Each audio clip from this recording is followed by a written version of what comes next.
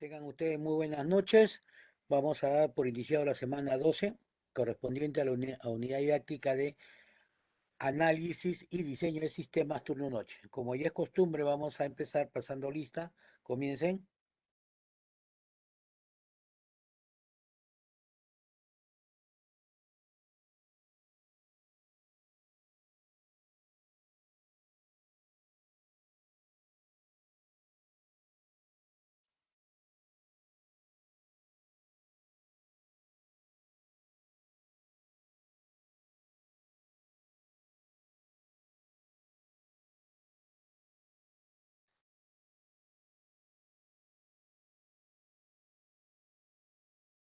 Listo, el día de hoy vamos a ver la metodología RUC, ¿no? Proceso unificado racional o racional, ¿correcto? O es Process Unified Rational por sus siglas en inglés.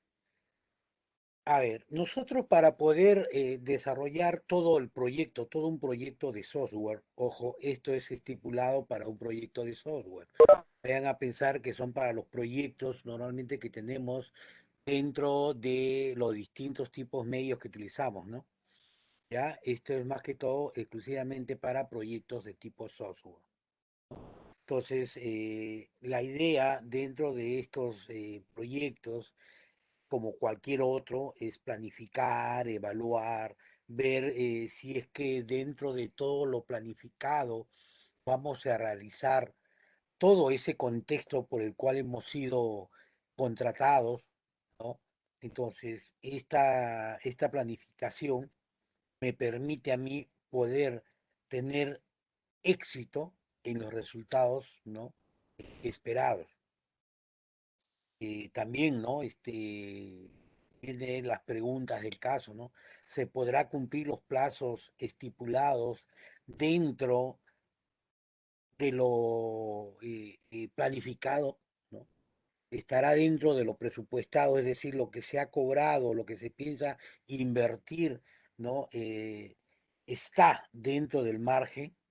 Ahora, dentro de todo este tiempo y todo el dinero que se ha invertido, el cliente quedará satisfecho con lo realizado. Entonces aquí las metodologías pueden ser la ayuda que necesitamos, ¿no? Entonces, si es que, ojo, si es que sabemos usarla correctamente, ¿no? Las metodologías me permiten poder saber cómo debo realizar todas estas cosas. Las metodologías nos proveen de una dirección a seguir para la correcta aplicación de los elementos, ¿no? Ese es un concepto que tenemos nosotros dentro de una metodología. Con esto nos dicen a nosotros, ustedes deben realizar tales cosas, tales pasos, tales procedimientos para que puedan desarrollar. Obviamente, estas metodologías, existen distintos tipos de metodologías, las cuales nosotros podemos adaptarnos a la que mejor nos parece o de acuerdo a la necesidad que podemos utilizar. Y obviamente dentro de estos métodos, que son la metodología, dentro de estos métodos, habrán algunos pasos, algunas actividades que de repente por su envergadura, ¿no? Podríamos obviar o simplificar. Entonces, dentro de estas metodologías tenemos cuatro, digamos, propuestas, ¿no? Una que son los procedimientos, las técnicas, herramientas y documentos, ¿no? Las metodologías utilizan estas cuatro opciones. Ahora, dentro de lo que es las metodologías, nosotros tenemos, hablando del punto de vista de software, ojo, ¿no? Tenemos la metodología tradicional, ¿no? Pone una disciplina de trabajo sobre el proceso de desarrollo del software. Planifica todo el trabajo a realizar y luego comienza el ciclo de desarrollo. Ya la metodología tradicional es así, ¿no? O sea, primero planifico, veo qué es lo que debo hacer, cómo lo debo hacer y después de tener todo este bloque, recién comienza el desarrollo. Ya no puedo, digamos, iniciar. Si yo no he terminado todo el análisis, todo el diseño, no puedo comenzar el desarrollo. Ya normalmente así son las metodologías tradicionales. Después tenemos las metodologías ágiles. Esto, esto de metodologías lo van a ver completamente el siguiente semestre. ¿Ah? Ojo, yo solamente estoy tocando root, pero tengo que hacer, digamos, una pequeña comparación de lo que existe, ¿ya? Porque este es un curso exclusivo, una unidad didáctica, para ser más exacto, que lo van a llevar ustedes el siguiente semestre. En cuarto ciclo, ustedes llevan metodología del desarrollo de software, creo que eso es metodología, sí, o taller creo que es, ya de metodologías. Ahí es donde van a comprender todo esto. ¿Quién será su docente? No sé, pero eso es lo que van a llevar el siguiente semestre, ¿correcto? Entonces ahí tenemos una metodología ágil, ¿no? Son la justa medida entre ningún proceso y demasiado proceso, ¿no? Proporcionando simplemente suficiente proceso para que el esfuerzo valga la pena. ¿Qué significa esto? Que utilizamos metodologías para el momento, para lo que yo necesito. Si en este momento yo necesito realizar algo, utilizo esta metodología. Yo necesito ver tanto análisis, tanto diseño, no. Lo que yo necesito en ese momento voy a utilizar la metodología que mejor se adapte a mis necesidades. Dentro de estas metodologías ágiles más conocidas, tenemos la metodología XP, que es una programación extrema. Tenemos la familia Crystal de Codeburn, tenemos código abierto, tenemos ASD, desarrollo de software adaptable, tenemos la metodología Scrum, que es una de las más comunes, usada junto con la XP. Después tenemos la FFD, desarrollo manejador por rasgos, el DSDM, método de desarrollo de sistemas dinámicos, también utilizado, y tenemos la metodología RUP, que es Rational Unified Process, ¿no? Que es la que vamos a ver el día de hoy. Todas estas metodologías se utilizan para el desarrollo de software, ¿correcto? Dentro de todas estas metodologías ágiles, una, digamos, de las características principales es que el usuario, nuestro stakeholder, nuestro partner, está involucrado al 100% en el desarrollo. En cambio, con las tradicionales, casi nunca interviene el usuario, el cliente o la persona que nos contrata. Ya esa es la gran diferencia, por si acaso. Dentro de las características de root, tenemos que está guiado y manejado por casos de uso, o sea, todo se basa en casos de uso. Está centrado en la arquitectura, es decir, nosotros vamos a ver cómo se distribuye, ya hemos visto análisis de arquitectura, cómo se distribuyen, entonces ahí vamos a ver cómo se trabaja. Es iterativo e incremental, es decir, que yo puedo ir trabajando constantemente, ¿correcto? En un proyecto, vamos a cambiar el color, yo puedo trabajar en un determinado módulo o un determinado paquete, así como hemos visto anteriormente, ¿correcto? Y si yo y otras personas pueden ir trabajando en otro proyecto, pero si yo se encuentra fallas aquí, pueden irse modificando y se va incrementando y va creciendo y voy trabajando y voy incrementando con respecto a mis trabajos. Si ustedes han visto, nosotros vemos distintos casos de uso. Cuando se trabajan los casos de uso, yo puedo trabajar en uno, después puedo trabajar en otro y después puedo ir trabajando en otro. Si yo encuentro falla en este módulo, ojo, yo regreso a este, lo modifica, incrementa y no se altera nada de lo que está acá. No se altera, entonces son completamente independientes. Esa es una de las cosas primordiales que te da esta nueva metodología ágil, ¿no? Que me permite poder trabajar por pequeños módulos independientemente cada uno. Si a uno yo modifico, no tiene que alterar al resto de los restos de los módulos o el caso de uso en este caso, ¿no? Desarrollo basado en componentes, obviamente cada uno de estos módulos son componentes completamente distintos, como les vuelvo a repetir, cuando yo modifique uno no alterará en los otros casos de uso, ¿no?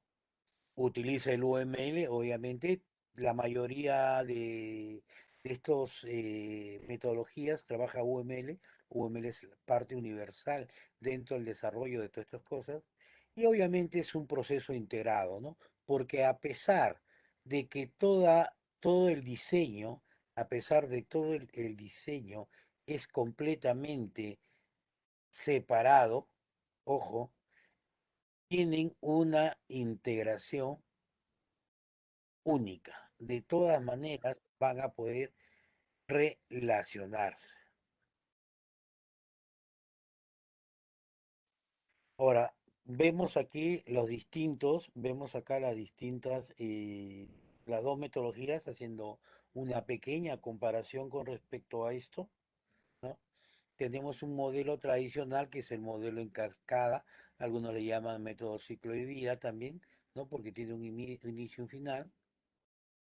Entonces, aquí, por ejemplo, comenzamos con los requerimientos. Primeramente tenemos que hacer los requerimientos. Cuando se acaba de realizar todo el requerimiento, después empezamos con análisis y diseño, ¿no? Por aquí nosotros un requerimiento, ya hemos visto que un requerimiento se puede convertir en un caso de uso. Y si se convierte en un caso de uso, automáticamente yo puedo empezar a hacer su diseño. Ojo, no tengo ningún inconveniente. En cambio, eso estamos hablando aquí, ¿no? Pero en este caso, yo tengo que hacer todo el requerimiento para después pasar al diseño, después pasar a la construcción y después pasar a la prueba. En el caso del modelo iterativo incremental, en este caso el RUB, ¿no? Yo puedo trabajar un módulo, puedo trabajar otro módulo, puedo trabajar otro módulo, ¿no? Entonces, dentro de ese módulo tengo mis requerimientos, dentro de ese módulo mi análisis y diseño de sistemas, tengo mi construcción y tengo mi prueba, ¿correcto? ¿Hubo alguna equivocación? Automáticamente puedo volver a iterar, ¿no? Nuevamente, dependiendo en el lugar donde yo me haya quedado, ¿no? No tengo ningún tipo de conveniente, ¿no? Dentro del largo, es lo que prima es el...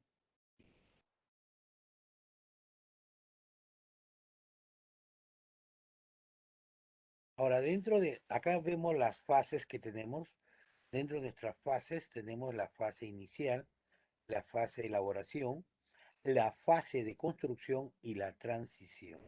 Dentro de estas cuatro fases están inmersos estos dos bloques, ¿no? Los flujos de proceso, flujos de soporte.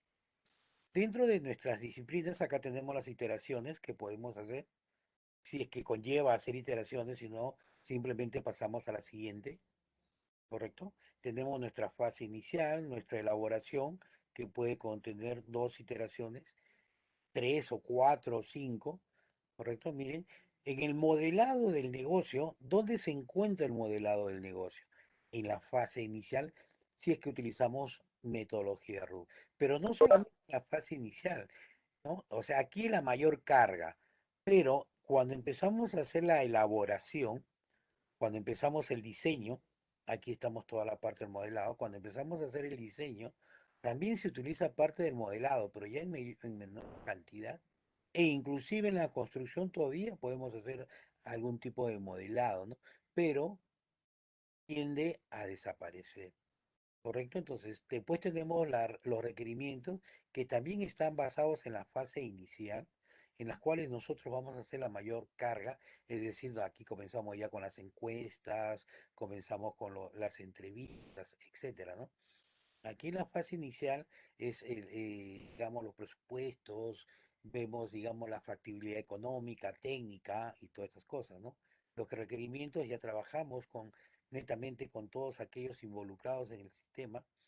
En la parte de la elaboración seguimos buscando algunos requerimientos porque siempre los requerimientos pueden ir apareciendo, ¿correcto? Entonces, si en esta etapa aparece más requerimientos, entonces nosotros podemos iterar y podemos regresar y podemos seguir iterando. Por eso es que es constante.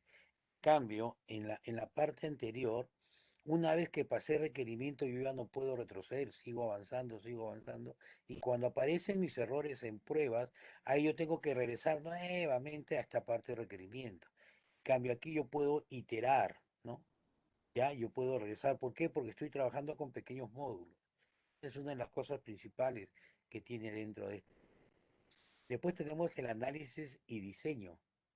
El análisis y diseño tiene que ver mucho en la elaboración, ¿no? Estamos en la fase de elaboración. Entonces, aquí en esta fase nosotros vamos a trabajar la parte más fuerte, ¿no? ¿Correcto? Pero también en la fase inicial ya podemos ir avanzando. Ojo, nosotros ya podemos ir avanzando con algunos requerimientos que podamos encontrar fácilmente, como por ejemplo la parte más fácil, por ejemplo, dentro de un requerimiento, de un análisis y de una implementación, es el famoso login, el logueo. Ese es lo más fácil, porque es lo primordial. Sabemos que todo sistema tiene que ser logueado. Entonces, desde ahí, imagínense, en la fase inicial, que es rápida, nosotros sacamos los requerimientos, hacemos el análisis y podemos ir implementando inclusive. ¿Se dan cuenta? ¿No? Entonces, ya desde en esta parte, imagínense bien lo que podemos ir haciendo. ¿No? Obviamente, conforme va avanzando la parte más difícil, se va incrementando, pues, ¿no? Entonces, nuestra parte del análisis y diseño tenemos en la elaboración, pero también cuando estamos construyendo, es decir, estamos desarrollando ya el software, a eso se le llama construcción, cuando estamos codificando, estamos, ¿no? Con el teclado viendo dentro de algún IDE, ya sea .NET o sea NetBeans o Eclipse, no sé, ¿no? En Spider. Entonces, ahí también vamos a tener etapas de análisis, ¿no? Vamos a tener que recurrir a algunas pequeñas fallas o, digamos, modificaciones o adaptabilidad de algunos componentes. Vamos a tener que trabajar, ¿no? Pero la parte más fuerte siempre lo vas a encontrar en la elaboración. De ahí viene la implementación, es decir, empezar a desarrollar el software realmente la construcción es la parte más fuerte, pero como les decía, la parte de la implementación también puedo iniciar desde la fase inicial. Obviamente se va incrementando dentro de la elaboración porque paralelamente ya puedo ir trabajando algunos prototipos, ¿no? Y por último, dentro de lo que es la construcción, obviamente, dentro de la primera y esta segunda fase, yo puedo trabajarla con gente, ¿no? Y obviamente una vez que termino ya baja notablemente y en esta otra parte podría ser, ¿no? Algunas modificaciones que puede existir por fallas, etcétera, ¿no? De ahí viene el control de calidad que obviamente es necesario en todo momento, ¿no? Tanto para la fase inicial o en la elaboración, en la construcción. Después tenemos la puesta en marcha. La puesta en marcha es decir que ya tenemos que dejar de que el usuario, ¿no? Ya está instalado este software, tienen que ir utilizándose, ¿no? De esta parte dentro de lo que es la construcción y una parte dentro de lo que es la transición. Ese sería en nuestro proceso, en nuestro flujo de proceso, ¿no? En el flujo de soporte, obviamente, la gestión de cambios y configuración, que es lo que nosotros tenemos que ir administrando dentro de los equipos y, digamos, configuraciones que puede existir con respecto a este software, ¿no? Todo lo que se deba ir instalando, colocando dentro de diferentes equipos, dentro de los diferentes servidores que puedan existir, qué tipo de usuarios son los que van a trabajar, a quiénes se les va a brindar los accesos, caso, ¿no? Después viene la gestión de proyectos, obviamente, que esto sí es constante, ¿correcto? Viendo cómo está el avance, ¿no? Cómo es el avance en cada uno de ellos, se están cumpliendo los plazos previstos, está dentro del tiempo, los costos que se están utilizando está dentro de lo permitido, no hay una sobrecarga de trabajo con respecto a lo establecido, ¿no? Entonces, esto me permite gestionar el proyecto y obviamente siempre voy a tener mi environment, mi medio ambiente, el entorno, viendo si es que tengo algunas dificultades tanto con el personal, con los equipos, con el software que yo pueda utilizar, están cumpliendo, están dentro de lo solicitado, ¿no? Alguna emergencia, por ejemplo, ahora en etapa de desarrollo, que esté en una etapa de construcción, por ejemplo, ¿no? Que es el punto más fuerte, y de repente por ahí tengo 4 programadores o desarrolladores y 2 se me enfermaron de COVID. Por ejemplo, ¿no? Estamos hablando en este momento. Entonces, dentro de mi entorno y gestión, yo debo prever en caso de que alguno de ellos tenga algún inconveniente, quién podría suplir. Y ojo, cuando hablamos de suplir, no estamos hablando que va a entrar nuevamente a conocer, ¿no? Porque hay personas que recién entran y ¿cómo es esto, no? Entonces tendría que involucrarlo dentro de la fase inicial para que pueda entender por qué no va a empezar a desarrollar definitivamente, ¿no? Entonces, también de alguna u otra manera tener este control, ¿no? Entonces, estas son las 4 fases que utiliza la metodología RUP, una de las más comunes, las más usadas, esta parte de desarrollo de software. Algunos están utilizando el XP, otros el Scrum, están trabajando también bastante. Ahora, eso también va a depender del grado de envergadura del proyecto, ¿no? Mientras el proyecto es más grande, obviamente ya esta metodología RUT puede ir va quedando de lado, ¿no? Ya se utilizan otras, caso el Scrum, caso XP, ¿no? Entonces, pero también se puede trabajar RUT, pero involucra mucho más personal, ¿no? Y obviamente en esta metodología RUP no prima, lo que sí prima dentro de estas metodologías. Tanto en esta metodología RUP, por ejemplo, XP, como la Scrum, necesitamos necesariamente de personas con altos conocimientos en análisis, diseño y desarrollo. Necesitamos profesionales que ya hayan estado involucrados porque se explota mucho la experiencia de los profesionales del entorno. En cambio, con las otras metodologías no hay problema en ese sentido, ¿no? Uno se puede ir adaptando y puede ir creciendo. Dentro de nuestras fases, ¿no? La fase inicial, aquí están con respecto a lo que nos pide cada uno de ellos. Tenemos en la primera fase de inicio, vemos los alcances del proyecto, las expectativas iniciales y toda la especificación con respecto a su funcionalidad. Y todo esto tiene que estar dentro de un documento, todo esto tiene que estar documentado. Ahí tenemos la fase de elaboración. En la fase de elaboración, qué es lo que realmente está inmerso, ¿no? Tenemos todo lo que son los requerimientos, se generan los modelos de UML y se analizan los riesgos técnicos. Esto, acá tenemos los prototipos, ¿no? Los modelos de arquitectura, toda la parte que estamos viendo en estos momentos, por ejemplo, ¿no? Nosotros estamos en la fase de elaboración. Ya vimos la primera parte que era el inicio, ahora estamos viendo toda esta segunda parte que es de la elaboración.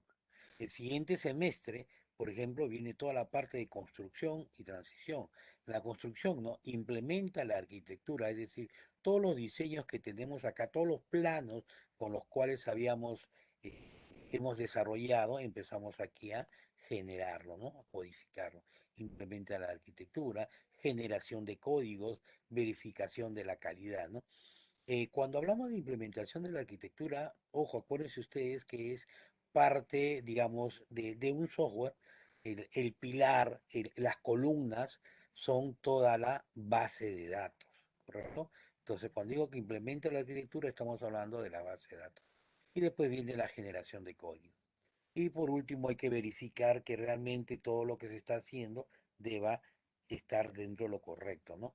Obviamente cumpliendo todos los estándares de calidad que nos piden los ISO, ¿no?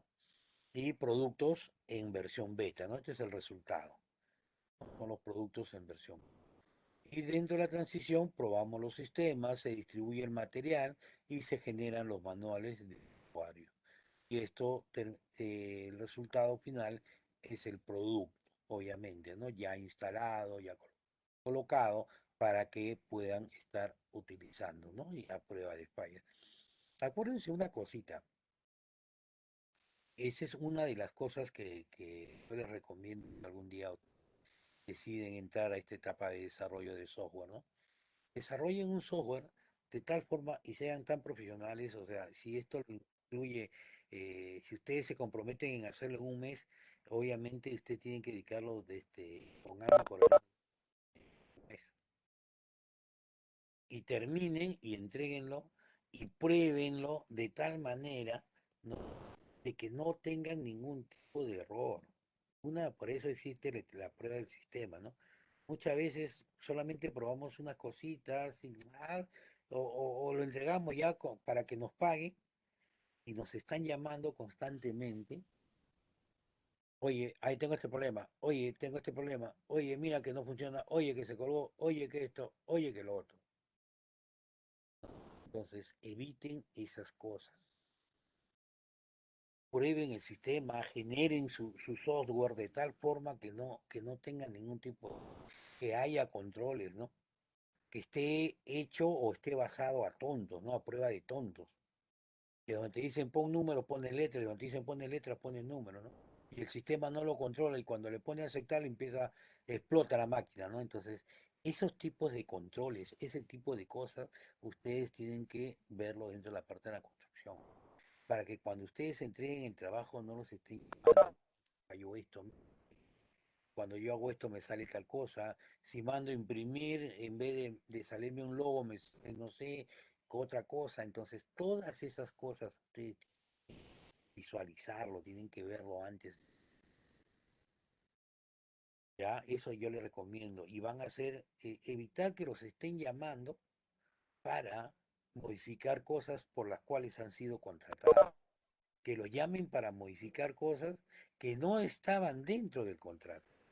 Y obviamente todo eso va a tener un costo adicional, ¿no? Eso les digo, ustedes básense en lo que, los cuales ustedes han sido contratados, pero que no los llamen para decir esto no está funcionando. Ahora, nosotros vamos a ver quiénes están con quién, ¿no?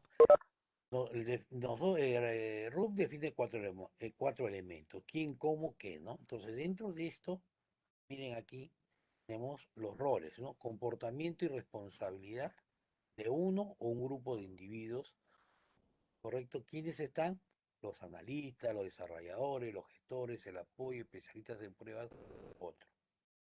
Actividades, unidad de trabajo, o sea, ¿no? Que una actividad, un trabajo, que realiza el rol, crea, autoriza el producto. ¿Quiénes están acá? El análisis de caso de uso y el diseño de caso. Después tenemos el producto, ¿no? Pequeña información que es usada durante el proceso, que modelos, ¿no? Documentos, modelos, casos de uso y al final que vienen las pruebas, ¿correcto? Y cuándo, ¿no? Entonces, ¿cuándo? Aquí tenemos, ¿correcto? Toda la etapa de requisitos,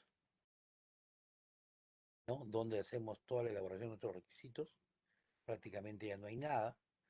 Tenemos nuestro análisis y diseño, prácticamente abarca todo lo que es elaboración. De ahí tenemos la construcción, obviamente. Aquí tenemos las pruebas. Constantemente tienen que haber pruebas, inclusive cuando hacemos las elaboraciones, tenemos que ir probando todo lo que hacemos. Dentro de la construcción, obviamente, más pruebas y en la transición también, ¿no? Y por último, tenemos la documentación. La documentación más fuerte viene al final, ¿no? Las cuales nosotros tenemos que generar nuestros manuales y todas esas cosas, ¿no? Acá obviamente esto ya por viene con manuales, ¿no? Iteración preliminar, iteración uno, iteración 2 y, y es que existe algún tipo de modificación que nosotros podamos realizar. Ventajas del RUP, ¿no? Los usuarios están involucrados, lo que yo les decía, ¿no? Es necesario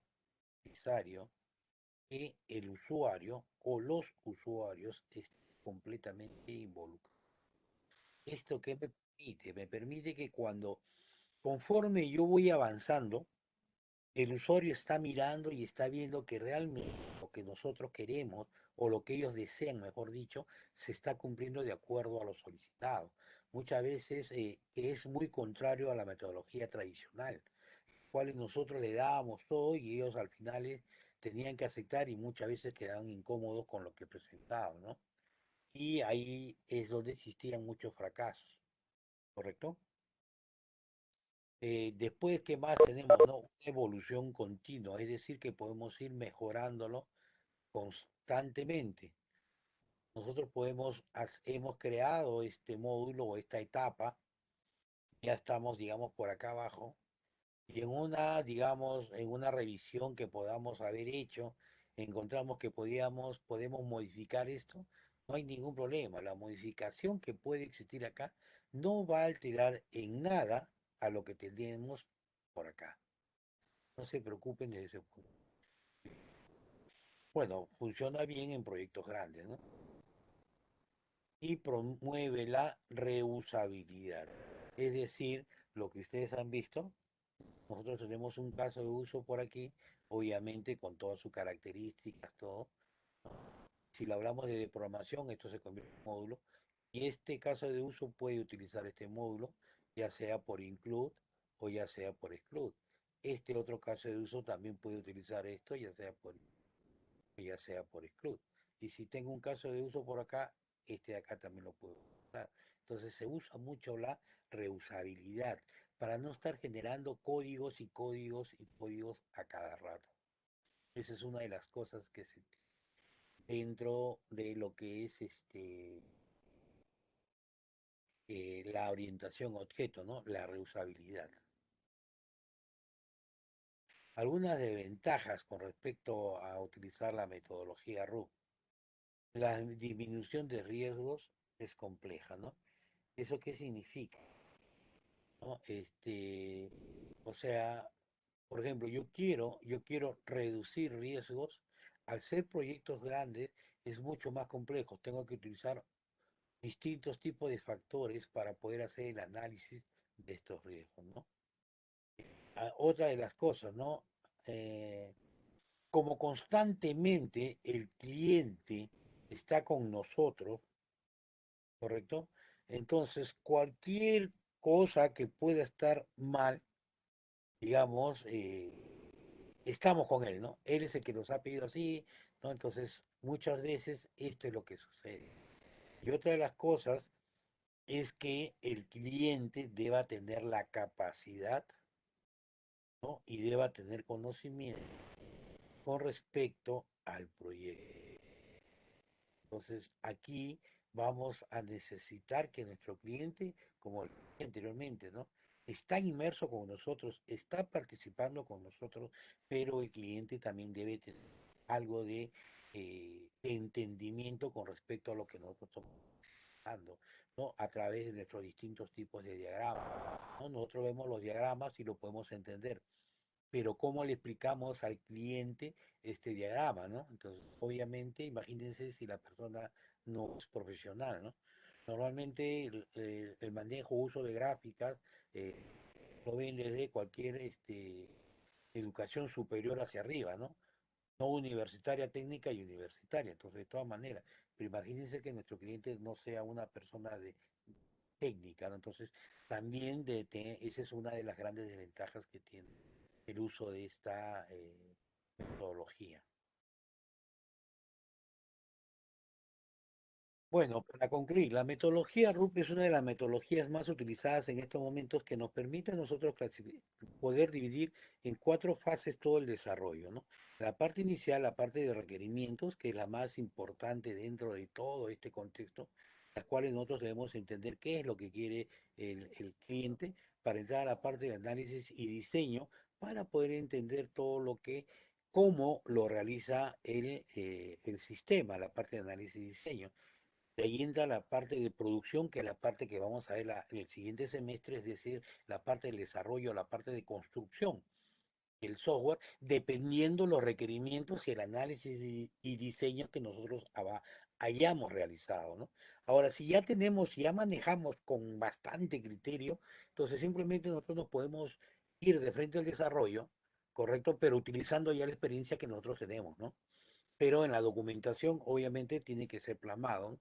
Y la siguiente parte, que es la transición, en la cual nosotros debemos tener que la implementación de software dentro de la empresa con la configuración y capacitación a todos los usuarios, ¿correcto? Las principales prácticas de RUP, ¿no? Como hemos visto, los documentos, la lista de riesgo, los casos de uso y las son de tipo interacción incremental, tienen que haber entregables, ojo, esto sí, por favor acuérdense, tienen que haber constantes entregables, es decir, para que se vayan trabajando constantemente y pueda ver el usuario cómo va el avance. No es como la metodología anterior que esperaba que se acabe todo para recién entregar, ¿no? No, acá nosotros, como les digo, podemos ir trabajando por módulos, pequeños módulos, y se pueden ir avanzando.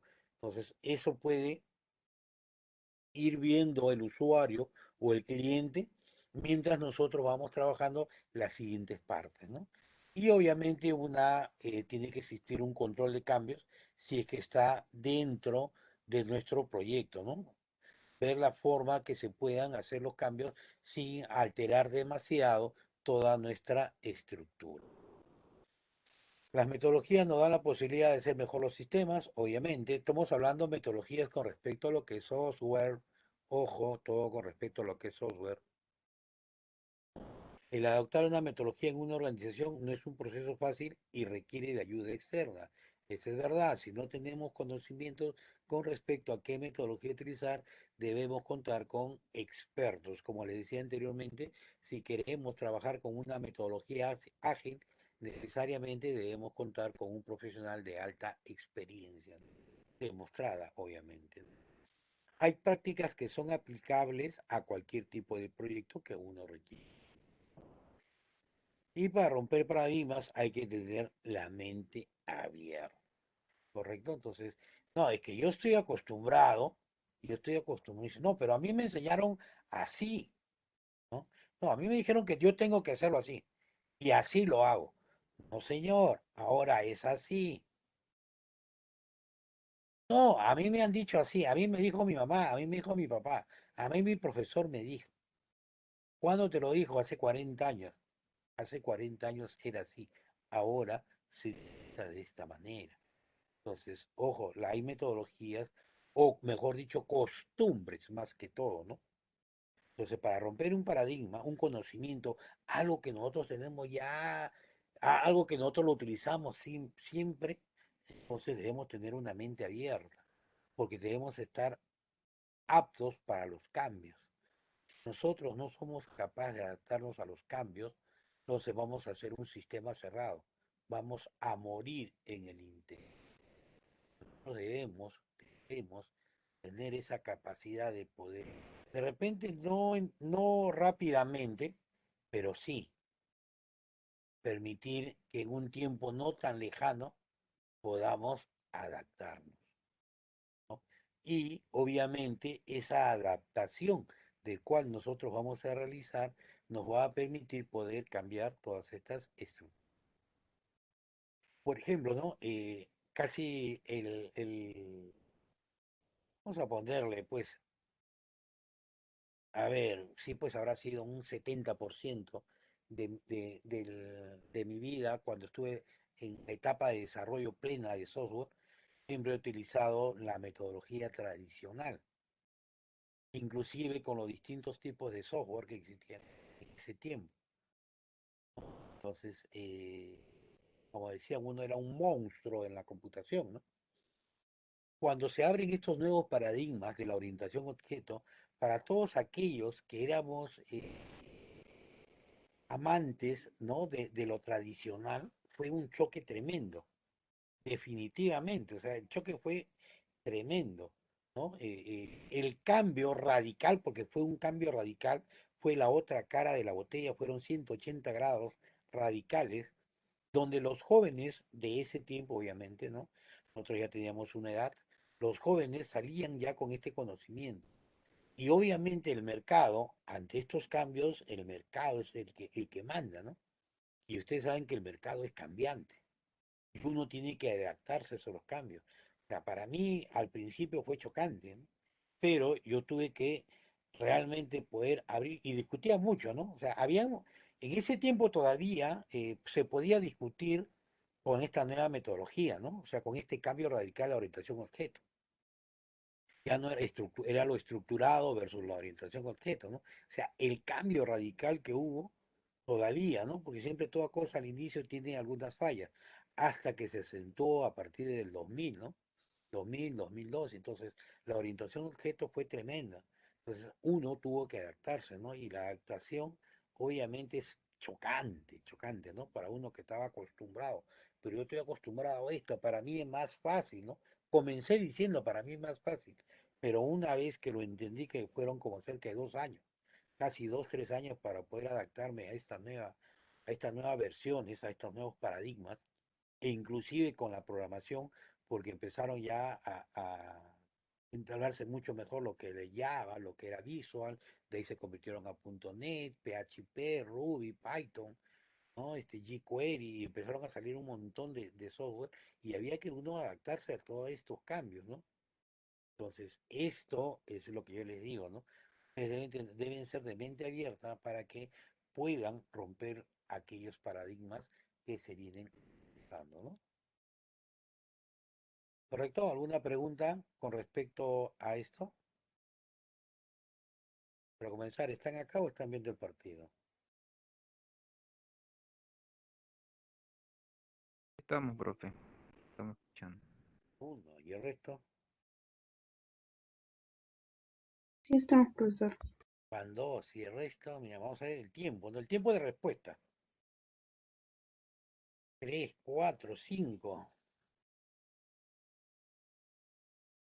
Ustedes saben que una de las cosas que tienen que evaluar dentro de el software o dentro del desarrollo de cualquier sistema que quieran realizar ustedes, ya sea de software o de procedimientos, lo primero que tienen que evaluar ustedes es el tiempo de respuesta, o sea, los resultados que deban existir. Entonces, eso es lo que vale, ¿no? Una, por ejemplo, si yo quiero ver un requerimiento, tiene que ser qué tiempo se demora en transcribir lo ingresado hasta mi computador, hasta la base de datos, tanto de ida como de vuelta, o sea, tanto para ingresar, actualizar, como para consultar, ¿no? Y dependiendo de ese tipo, entonces yo puedo ver de que realmente mi sistema está trabajando correctamente. De repente mi sistema trabaja correctamente cuando trabaja en mi equipo. No, pero mira, estoy grabando 500 registros en 2 segundos. Pero cuando estás en tu equipo, o sea, se demora como cerca de 5 minutos. ¡Ah, su máquina! Imagínense, de 5 minutos a 5 segundos. Ahí es donde comienza también parte del análisis de ustedes, ¿no? ¿Qué tipo de estructura física está trabajando? Ustedes saben que cuando trabajan en su propio equipo siempre va a ser mucho más rápido. Pero cuando están trabajando fuera ya en un contexto profesional, o sea, dentro de la empresa, van a ver qué tipo de equipos o de máquinas o hardware van a utilizar ellos, qué cantidad de memoria tienen, el servidor, cuántas estaciones de trabajo soporta, porque ese servidor de repente está sirviendo a 100 usuarios, de los cuales 10 pertenecen al software que tú estás utilizando, el resto utilizan otro software, ¿no? Entonces, ahora, el ancho de su tarjeta de red soporta 100 usuarios, ¿no? Sí, sí soporta, pero a cada uno le da pues un margen de ingreso y de egreso, ¿no? Ahora, ¿qué tipo de router, switch están trabajando? 10/100, 10/100/1000, ¿no? 10/100/1000/10.000, o sea, también todo esto, ¿qué tipo de cableado están utilizando? Categoría 5, 5E, ya sea A o B, de repente están trabajando con categoría 6, categoría 7, ¿no? Los cableados. Entonces, todo ese argumento también tiene mucho, mucho que ver en todas estas cosas, en la velocidad de respuesta que tiene, ¿no? Entonces yo agarro, de repente dije, no, voy a hacer mi software web, bacán, desde mi casa, bacán porque tengo mi ancho de banda, ¿no? Tengo fibra óptica, pero de repente la empresa sigue trabajando con Speedy, ¿no? Entonces todo eso se tiene que de alguna u otra manera documentar para que el usuario tenga conocimiento, ¿no? ¿Cuáles son tus contras? Oye, pero para que esto funcione correctamente ya sabes que tienes que trabajar con fibra. Mira, para que el sistema vaya, o sea, la parte de la evaluación, la parte primera, ¿no? Mira, ya sabes tú que tú tienes unos switch más antiguos, ni siquiera tienes switch, tienes hub. Pucha, son más antiguos, son del año 2000. ¿No? Ya son más de 20 años de antigüedad, cada 4 años se renuevan las versiones de acuerdo a la teoría de Hakan.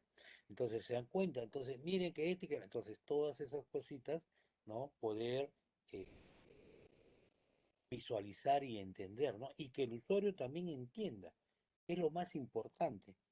Esto y por esto, de repente tu sistema se va a poner lento o no. Desde que tú has instalado el sistema, todo es lento. No es que mi sistema sea lento, sino que tus equipos son lentos. Por eso es que al inicio les decía, ¿no?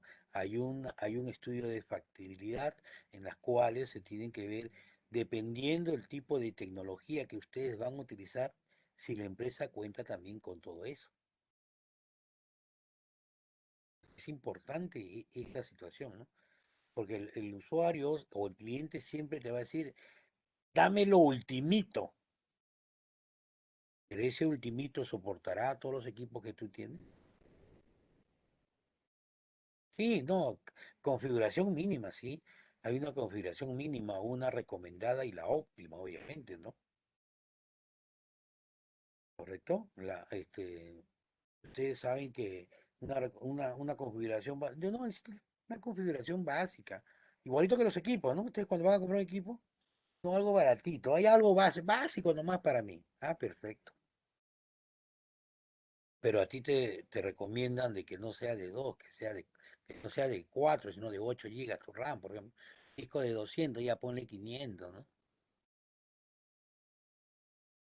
Entonces, pero ¿cuál es la óptima? Mira, óptima para todos los programas de ingeniería que de repente puedo utilizar o de desarrollo, de diseño, de repente para el próximo año que van a trabajar diseño, ¿no? Yo necesito que al menos mínimo sea de 8, ¿no? Y 16, bacán, SSD, ¿no? De 1 tera al menos. Procesador no importa sea de 1 GHz, pero que sea de octava, novena o décima generación, ¿no? Y que tenga pues que me soporte hasta 2.3 GHz de velocidad, de 1 a 2.3, entonces suficiente, ¿no? O sea, eso igualito, todo eso también ustedes tienen que ver con los requerimientos, ¿no? Cuando se van a comprar un celular también igualito, miran cuáles son las características de lo que tiene, cuánto de memoria tiene, cuánto de RAM, ¿no? Ahora preguntan, ¿cuánto de RAM tiene el celular? ¿No?